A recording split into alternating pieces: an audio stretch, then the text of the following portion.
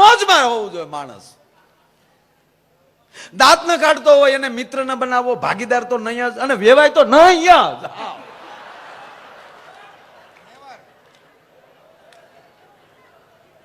સાહેબ હસવામાં મોજમાં રહેવામાં કેટલી તાકાત છે.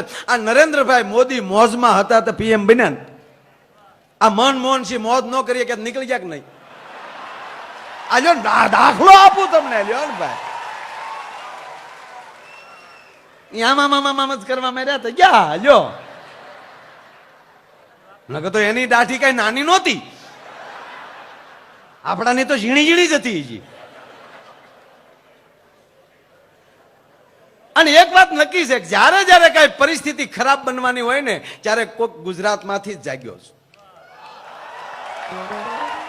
ગરવી ગુજરાત, ગરવી ગુજરાત. 100% ભારત વર્ષના આપણે એ ગૌરવ લઈ શકીએ.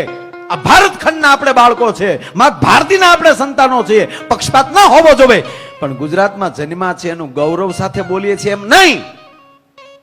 કોઈ પણ સ્ત્રી હોય એ કોકની દીકરી હોઈ શકે, કોકની બેન હોઈ શકે, કોઈની પત્ની હોઈ શકે, પણ માં ક્યારે હોય કે જ્યારે બાળકને જન્મ આપે ને પછી જ માં બની શકે છે, ત્યારે જ શબ્દ માં વપરાય છે.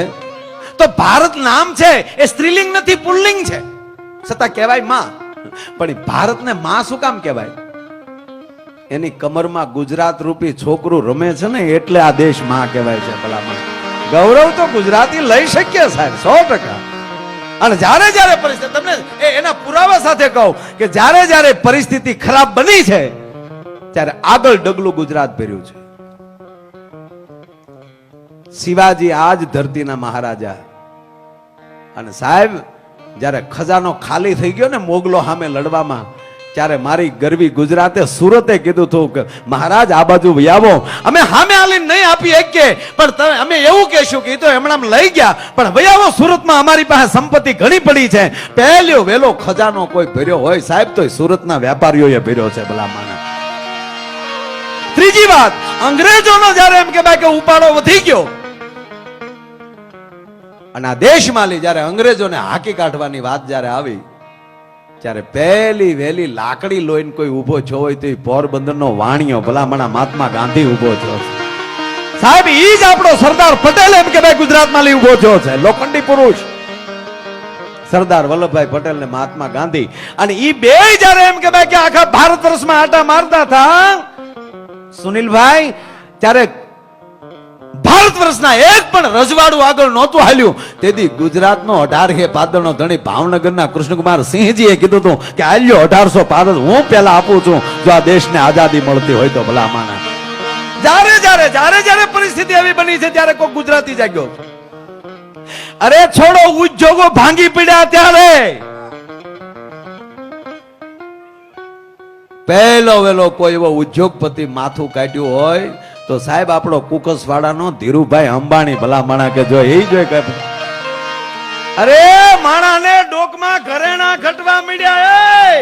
કોઈ એવો હોની જાગ્યો હોય તો ત્રિભુવન ભીમજી ડાઠાનો ગુજરાતી. ભલા માણા. અરે મુંબઈમાં દૂધ મળ્યું ઓછું થવા તબેલા ઘટ્યા તો અબ્દુલભાઈ ખોજો ડાઠાનો નીકળ્યો. ભલા માણા દાદામાં દાદી ભેગું એમ.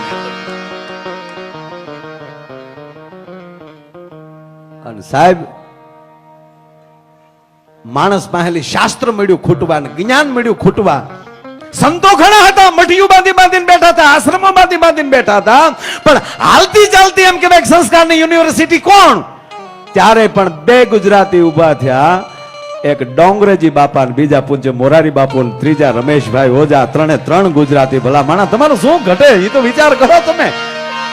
અને આજ દેશ જાણે હલબલી ગયો છો, ડોલર મીડા માથું કાઢવા અને વડાપ્રધાનના મોઢા મીડા હિવાવા. ચારે એમ કહેવાય કે આજે 2014 જો કોઈ એમ કહેવાય કે ઝાડા ફાડો માણા હાવ જેવો માણા દિલ્હીને મળ્યો હોય તો નરેન્દ્ર મોદી ગુજરાતી. સાહેબ આમાં હું ઘટે એ તો મને કયો યાર. सारे जहां पे अच्छा हिंदुस्तान हमारा है तो 100%. પણ ગુજરાત તો બાળક છે સાહેબ, છોકરો છે. અને ઈ છોકરો પરણે ને એની પુત્ર વધુ આવે અને એના સંતાનો કાય કેમ કે ભાઈ કેમ ઝાડા બળિયા થઈ શકે. ભલા ગુજરાતી હમણાં એક આપણો ગુજરાતી